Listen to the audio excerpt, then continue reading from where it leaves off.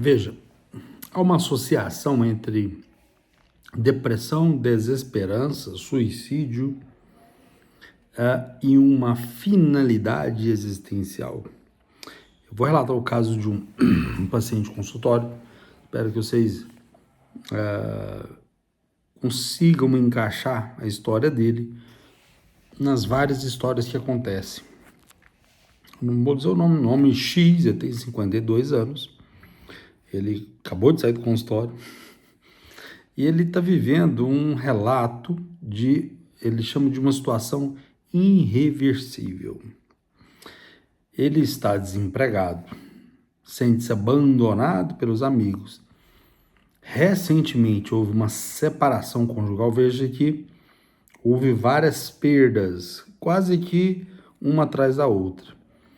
Avalia que a sua ex-mulher não consegue compreendê-lo, e o que ele está passando, ninguém compreende. Embora ele seja um profissional competente, avalia que nos últimos 6 meses ele vem piorando gradativamente. Diz que não tem vontade, presta atenção, não tem vontade de sair de casa, de encontrar velhos amigos, e ele se julga chato.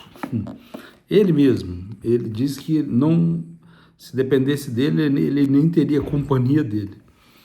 Diz que recebeu vários telefonemas anteriores, mas com uma das suas ex-companheiras, né, que havia informado seus amigos sobre o desânimo. E acha que estão forçando a barra, acha que esse desânimo é exagero. Parou o exercício físico, mostra basicamente pouco interesse social no contato afetivo, no contato das preocupações com as outras pessoas, e diz que tentou um novo emprego, mas acha que cometeu gafes, disse coisas que não deveriam ser ditas. Quer dizer, o conteúdo da fala dele foi muito negativa. Por exemplo, perguntaram para ele o que ele esperava daquele novo trabalho, e ele disse: espero nada, acho que vai dar tudo errado. Ainda disse que não estava feliz de estar ali, mas estaria porque precisa do dinheiro. Diz que durante a consulta, que considerava que sua vida está muito ruim, sem um sentido. E no momento não vislumbra, veja, ele não vislumbra nenhuma possibilidade de melhora. Veja, obviamente é um paciente com depressão, desesperança, e para completar a história, ele tentou 2 vezes suicídio. Então, é uma condição grave de depressão com tendências suicidas. Mas o que eu vou abordar aqui, eu não vou entrar na parte medicamentosa, farmacológica. Eu vou entrar na outra parte, na psicoterapia. Veja que dados são assim, que 80% das pessoas que tentam suicídio estão deprimidas. 80%. Os outros 20% que tentam têm uma disfuncionalidade na ação. Então, os dados são muito conflituosos, assim. E que o suicídio ao longo da vida, entre os deprimidos, acontece em 15%. Então, o fato da pessoa ter depressão é um fator de risco para vários problemas. E a questão aqui, por que as pessoas com depressão têm tendências ao suicídio? Esse seria o grande questionamento. Por quê? Óbvio que, se nós usarmos o modelo proposto de Becker, é um indivíduo que tende a avaliar a si mesmo com sérias falhas e que acredita que não tem apoio de outras pessoas e acredita realmente que não vislumbra nenhuma saída, nenhuma possibilidade de sair dessa situação. Isso causa uma angústia, isso causa uma desesperança. Óbvio que interfere no afeto, distorce as formas de pensar, a forma de interpretar a realidade. E a memória, veja só, a memória acaba sendo seletiva para fatos ruins da vida. E o indivíduo fica literalmente mergulhado na desesperança. E disse que pelo fato dele ser tão sem graça, de ser tão irritado no fato de achar que ninguém queira interagir, ficar com ele, o fato da mulher ter separado dele, porque não suportou, mas na verdade, assim, na história é o inverso. Quem quis separar foi ele. Mas nem isso ele percebe. Mas veja, primeiro ponto nós temos que entender. Agir na desesperança é o indivíduo que não tem um fim último. Ele não tem uma propriedade humana, ele até teve, mas agora não tem mais uma característica do princípio da vontade, o princípio das ações humanas. E o princípio das ações humanas são ditas propriamente pertencentes a nós. As criaturas irracionais não são dadas a essa razão, porque é com a razão que nós, primeiro, não somos controlados pelas paixões. E mais, o indivíduo onde é que as ações são conduzidas pela razão e a vontade,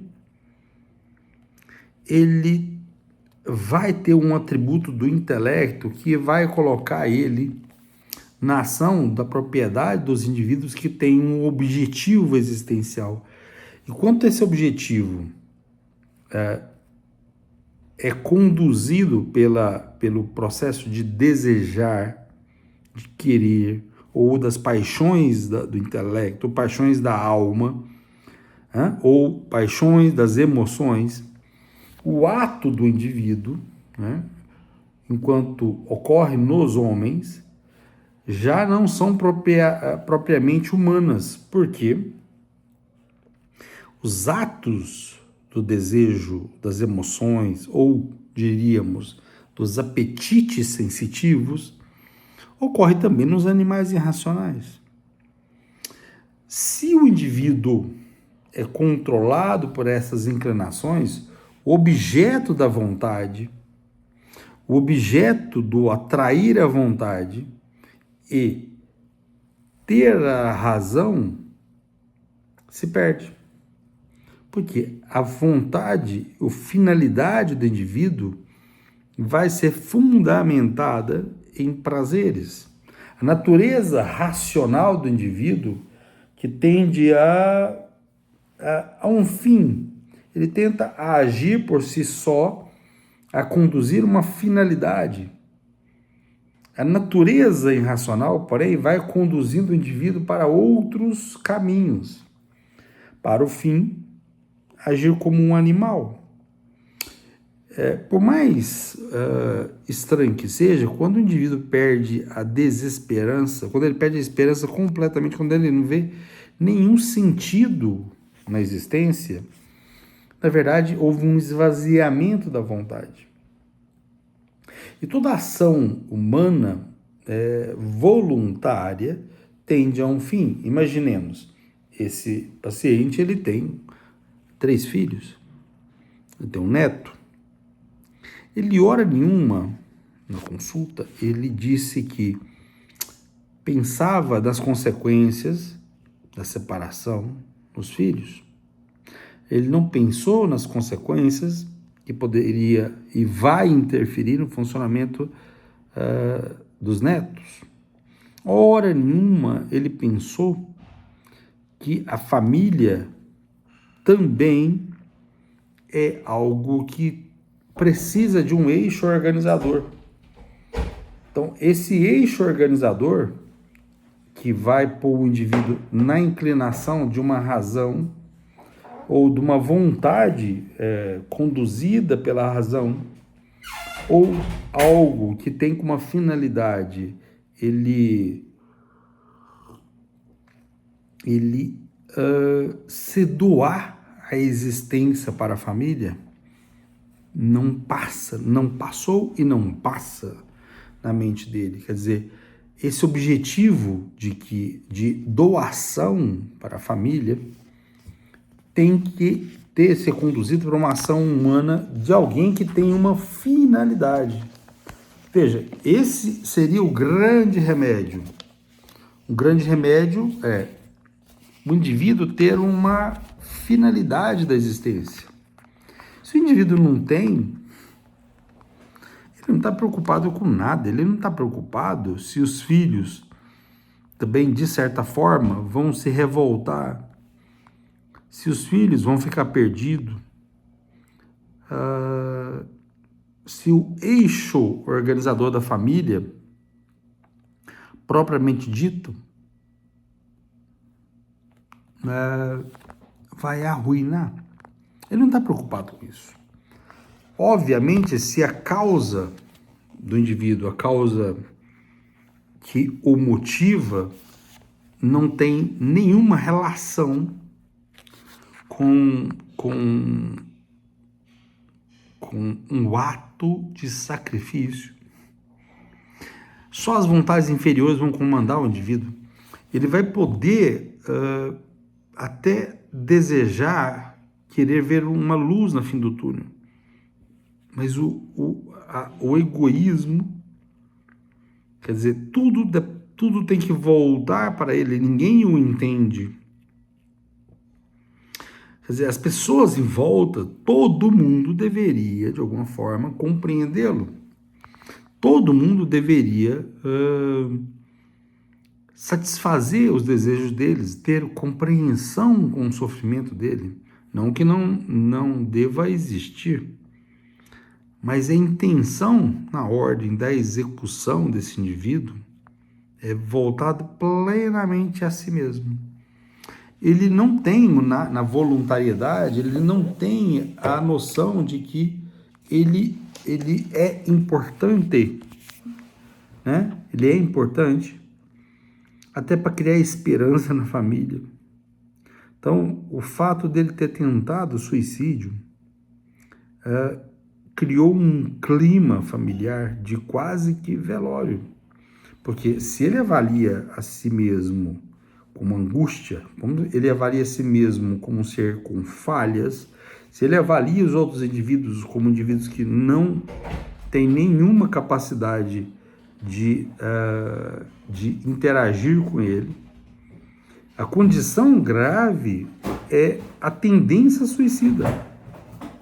Então, mesmo no modelo de Becker, onde é que há uma distorção na crença nuclear do indivíduo, o afeto deprimido ele vai distorcer a memória. E ele vai lembrar, efetivamente, apenas dos traumas, apenas das dificuldades. Ele não vai conseguir, hora nenhuma, abraçar a possibilidade de ver as coisas grandes que aconteceram. Ele não vai lembrar, né, com um afeto deprimido, distorcido, com memória seletiva para as coisas ruins. Ele vai olhar tanto de forma abstrata, seletiva, para o passado como um fracasso constante. O presente, algo sem finalidade. E a desesperança do paciente, ou dele, uma expectativa que ele cria, uma expectativa negativa de si mesmo, e principalmente do futuro. Não há um futuro. Porque se o indivíduo não tem um norte, não tem um objetivo, veja, a relação de depressão, desesperança e suicídio é clara, mas um indivíduo que tem um motivo, uma finalidade na vida clara, isso é capaz de suplantar toda essa desesperança.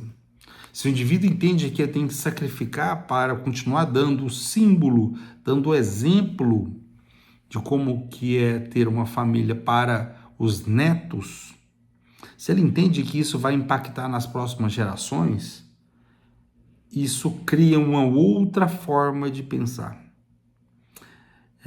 E assim ele saiu, acabou de sair do consultório, e ele disse bem claramente: doutor, eu não tinha pensado em nada disso, porque eu só estava voltado para mim.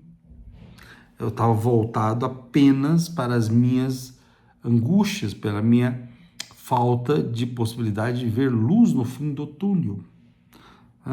Mas quando você tem uma finalidade, não é uma luz que aparece, não, é um clarão. Isso tira o indivíduo da escuridão completamente. Então pense com calma e veja que as existências dependem de finalidade ou do ato teleológico. Se uma finalidade, se um objetivo na vida maior que você mesmo, ou uma missão que supera a sua vida, aí sim, aí sim a pessoa deixa de pensar em suicídio, porque ela sabe da importância, ela compreende que ainda os exemplos que está dando para a família de estar ali ao lado já é grandioso o bastante. E isso acaba evitando que os netos e os filhos entram num dilema de desistir das coisas. Passa essas dificuldades, mas compreende que isso é transitório e que vai passar. Então, uma consulta muito reveladora. E, de novo, eu vou sempre colocando. Então, teve uma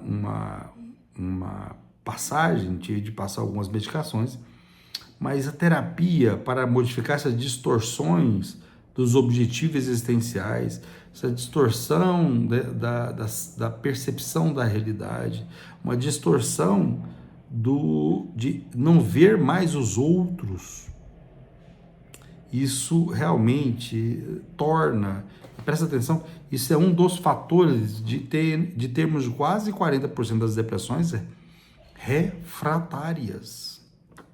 Então, vamos continuar e até a próxima. Um abraço.